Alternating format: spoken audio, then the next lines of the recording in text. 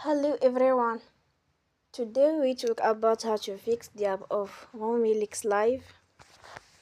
We go to settings, then we click on apps. After that we search the app RemixLive and we click. They will on for stop. After that we go to storage. Then we click on clear cache. In the end, turn your phone and you will recharge your phone again. Don't forget to support us by like and subscribe. See you next time and thank you for watching.